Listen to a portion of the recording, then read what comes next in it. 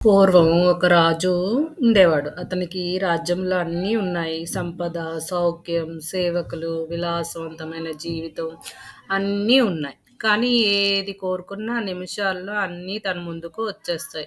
తనకు చిన్న కష్టం కలగకుండా చూసుకునే సేవకులు కూడా ఉన్నారు. ఇన్ని ఉన్నా కూడా ఆ రాజు ఎప్పుడూ అసంతృప్తిగా, ఆందోళనగా ఉండేవాడు. తనకు అన్నీ ఉన్నా ఏదో లోపం ఉన్నట్టు ఫీల్ అయ్యేవాడు. చాలా రోజుల పాటు ఈ విషయంలో బాధపడి ఒకరోజు ఏం చేశాడంటే, ఆ రోజుకి మంత్రిని పిలిచి తన బాధను వివరించాడు. నా దగ్గర అన్నీ ఉన్నాయి. అయినా నేనెందుకు సంతోషంగా లేను?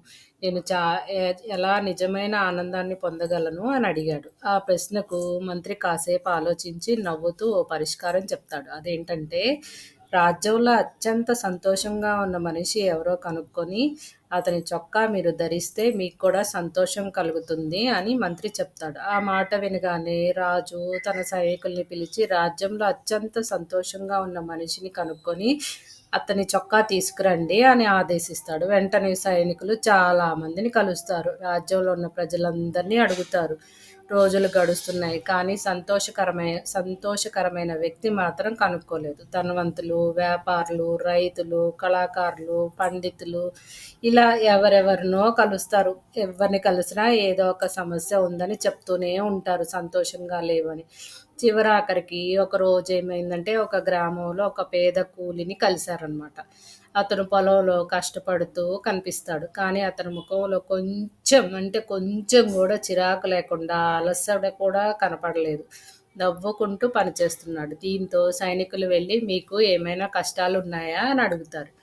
అందుకు ఆ కూలి తనకు ఏ సమస్య లేవని, చాలా సంతోషంగా ఉన్నాను అని చెప్తారు.